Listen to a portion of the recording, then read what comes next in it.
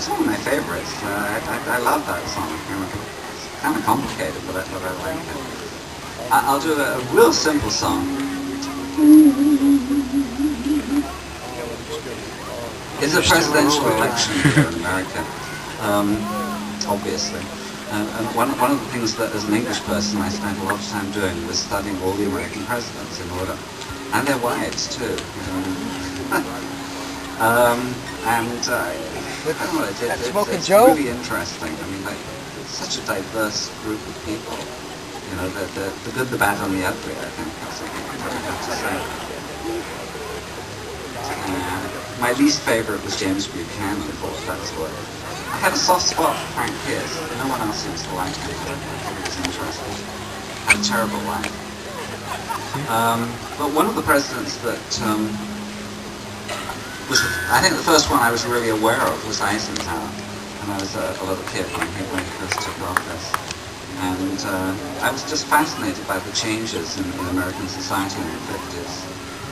Just all these exotic things that we didn't have in England. In England we had rationing. In America you had soda fountains. I don't even know what a soda fountain is, but it sounded so exotic and fantastic.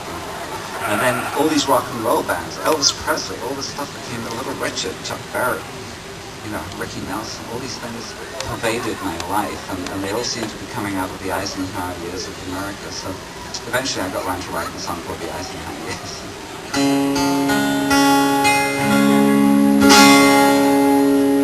You're on your way back home, and oh, wait a second. I know, but I just wrote something else about Eisenhower, but I leave it. Get it started.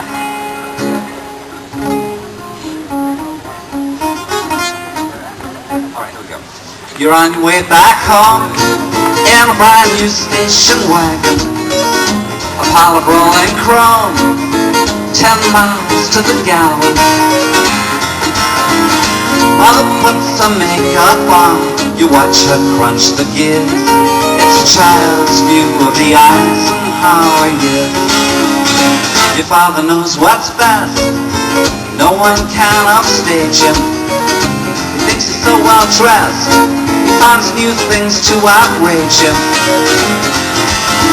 Elvis on the television, GIs in Korea. It's a child's view of the Eisenhower years. Yep. I don't mind the innocence so much, in fact it's charming. The comedians have got a certain touch that's so disarming.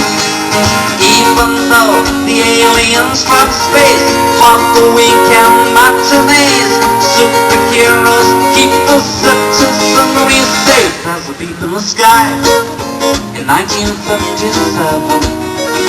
a metal ball that flies through Soviet heaven. Papers scream the headlines, politicians found the fears. It's a child's view of the Eisenhower years. Next time you first back, so I can hold it right here. Get down on my knees so I can hold it better. A little steadier.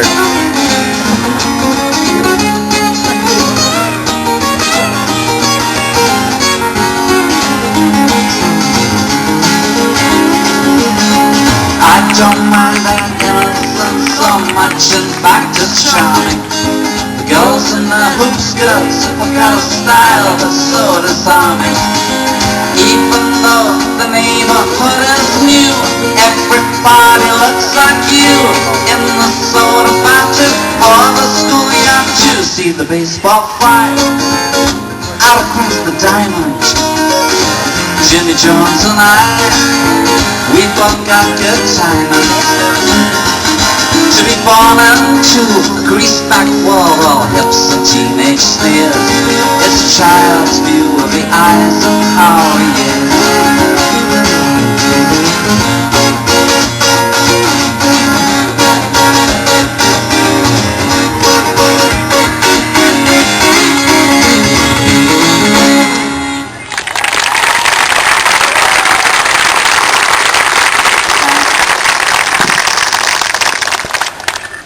There's a reference in that one too, I should explain.